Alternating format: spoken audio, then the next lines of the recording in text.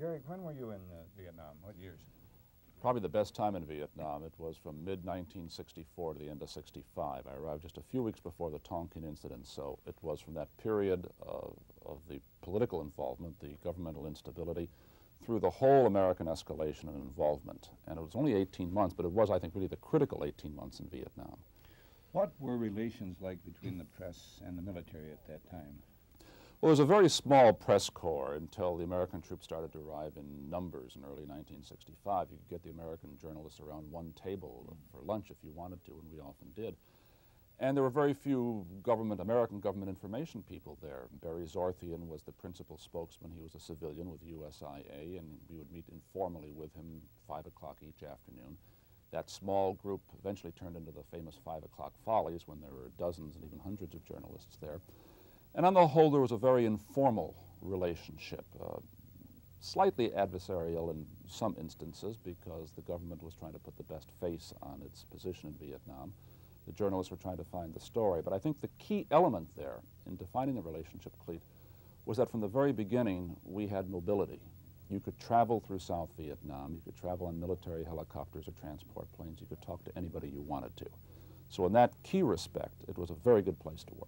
But that changed later on, I understand, that mobility, did it not? Not really. You were limited sometimes by whether there was space on planes, as the number of Americans in Vietnam just soared to astronomical heights.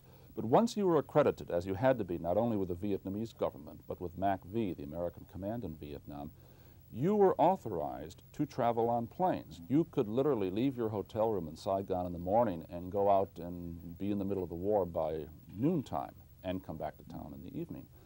And that, I think, was the key element. You did have direct access to the story, the physical events which were happening if you wanted it. You didn't have all access naturally to all of the secrets that were going on, but you could get to the front line, and you didn't have the censorship. Well, that was my next question, is what kind of censorship existed? Any at all? The only censorship we had in Vietnam was a censorship on the tactical movements of military units. That is, we, and all journalists understood this, we were not allowed to designate that a unit was moving point A to point B, or what the unit number was or the size of the force was, until the battle was well underway and it was public knowledge, certainly knowledge, the Viet Cong or the North Vietnamese. That was the only censorship. And of course, the decision that was debated by the American authorities at the beginning was, is that enough, or should we try to impose full censorship a la World War II?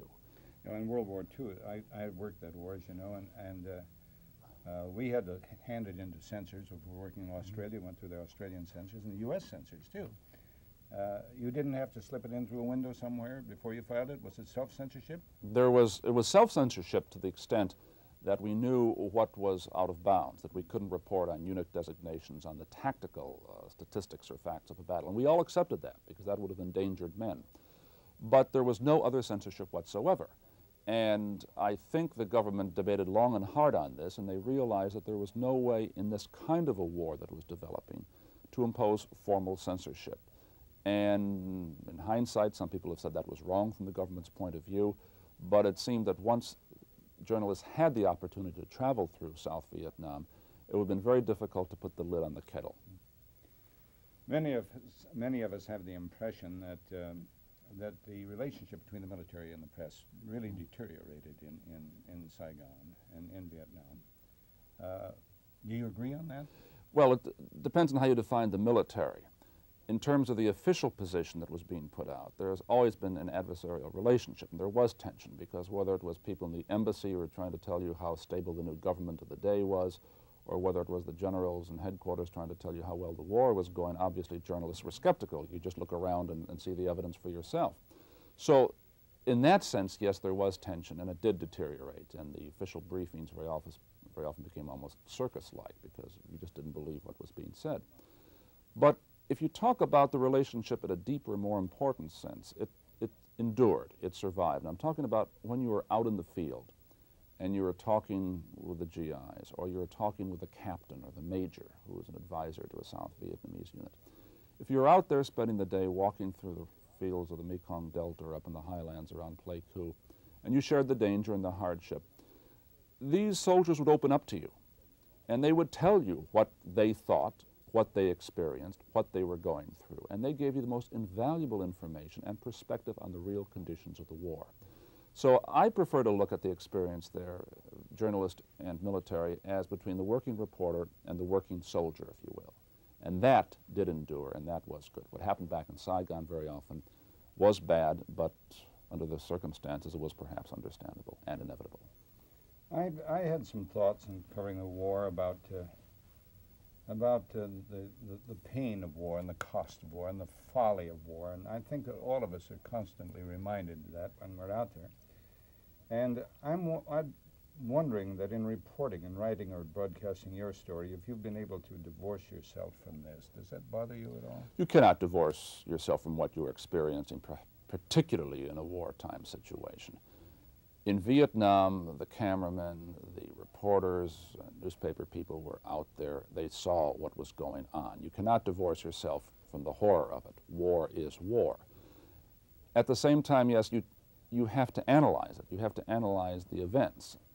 Television's highest power, I think, is to communicate experience, and in Vietnam it did that brilliantly every night. But there was also a responsibility to try to put it in context, to explain what was going on. And this, frankly, just required, as you know, I'm sure, a kind of journalistic discipline. That you had to say, all right, people, here we are showing you this operation, but what is the importance of this operation? What is the context in which it is being conducted? Is there a sense to it, or is it just nonsense? And that simply comes under the heading of professional discipline. You know, Garrick, during the war, I heard people say here during the Vietnam War, well, I saw the war, I turned it off and went to another program. And I'm wondering about that. During the reporting that you were doing out there, if you ever felt that what you were doing was viewed as purely entertainment here at home. Entertainment, perhaps, in the broadest context, in the sense that it's difficult always to find an exact mark between entertainment and information. People watch news programs because it informs them, but it also entertains them in the sense that they are curious on what's going on in the world. And I think I looked at it in that broad sense.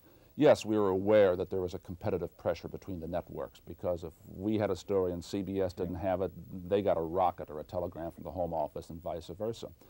But just one anecdote, which I found interesting and perhaps even a bit shocking, about the images of war on television as seen on the screen and as seen in life.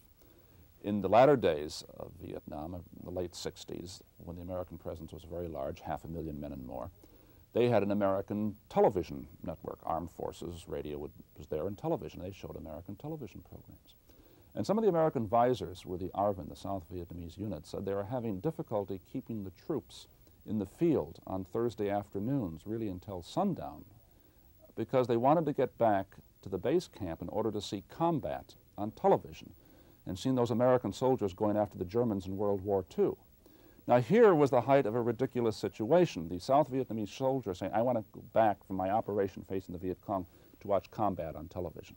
But that is indeed what happened in many units, and that is one of the ironic twists of what television brought to this war and did in this war. Well, we both know that if we got a good firefight on camera, if we got a lot of action, and you got it back to the editors in New York, they were not unhappy about it, were they? They were happy. They loved it, huh? They loved it. The producer would come in every morning at the height of the war and say, what do we have from Vietnam tonight? And if they had a story, he felt at least he had a peg for the program. And the danger was, as you say, that this could tend to dominate the program to the exclusion of other kinds of reporting.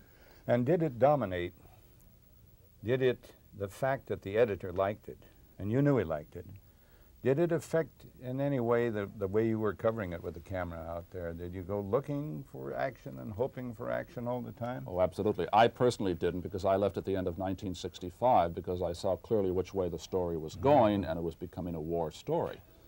But you're absolutely right. The #1 priority, for better or for worse, in Vietnam was to go out and cover the major battles, the American involvement, to see the American at war. Now, you can argue that that was, in a way, a bit sensational, that television pictures or war pictures are the most powerful thing you could put on the television screen. That is true. There was also a legitimate journalistic rationale for that. and that is there were at that time 180,000 Americans. It went up to 500,000 Americans, and the number one duty of an American television network is to report on what these men are going through. So there was both a journalistic rationalization for that, but also the competitive pressures and the impact of television was self-evident. Did you get any pressure from the editors to concentrate on that sort of thing? Yes, and that, frankly, is one of the reasons I decided to leave. I remember once a producer back in New York, a very good producer, we were discussing various subjects via telex, and I suggested this one on the information program, the Hearts and Minds campaign, and he said, those are fine stories. Do them if you can find time between the battle stories. Mm-hmm. So it was clear where the priority was. Now, we tend to criticize that, and I think there is a room for criticism because at times the balance was lost in war coverage in Vietnam. At the same time, you can argue that the primary story was that of the American soldier fighting and bleeding and dying in Vietnam, and that had to be covered. I was hauled back right out of New Guinea during World War II to Chicago to cover the Democratic National Convention. And I came back, I went through a state of shock. Life was going on as usual, and I was a little annoyed. In fact, it crept into my reporting, I believe. You know, how can people have a whole life as usual, play politics, when all that is going on in the Pacific? And in fact, they took me off the air and decided maybe I better get back to the field.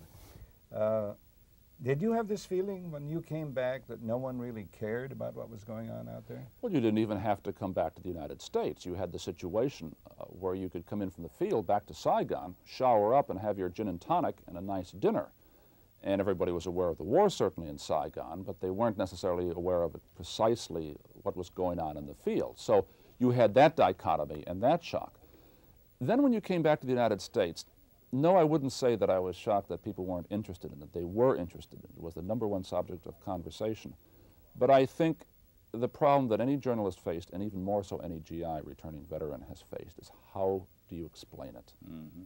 You know that from World War II. How do you explain what it was like? Television gave us a hint, but nothing more than a hint. And the answer is you cannot explain it. Well, it has been said that television showed the terribleness of war, resulting in the cynicism of the young people here. I'm wondering if we did not become inured to violence by watching it on television. What would you say? I'm sure all kind of research studies have been done on this. I can't say for certain. Yes, I think there is something in that, not just in terms of Vietnam, that it becomes routine, and anything that becomes routine tends to numb the senses. We have seen violence in the Middle East. We have gone through what's happened in Beirut in the 1970s and more recently, and all these pictures tend to look alike very often.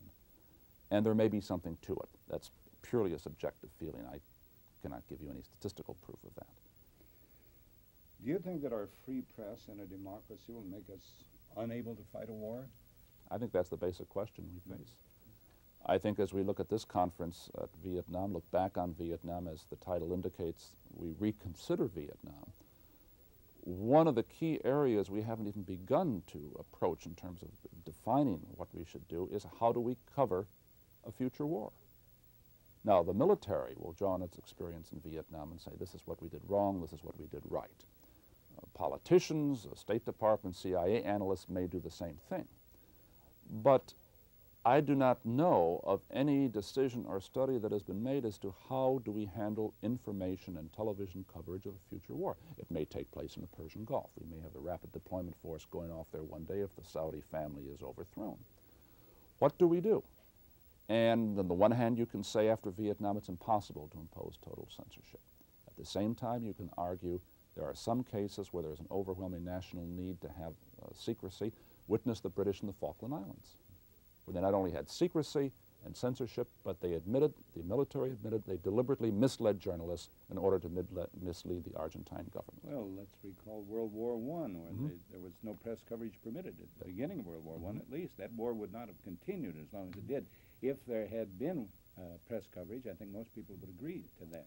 If you synthesize it, I think the debate is going to have to boil down to, on the one hand, open coverage like Vietnam is very important because it brings home to the American people not just the reality of what is happening, but a very close examination as to whether it's the right war in the right place at the right time.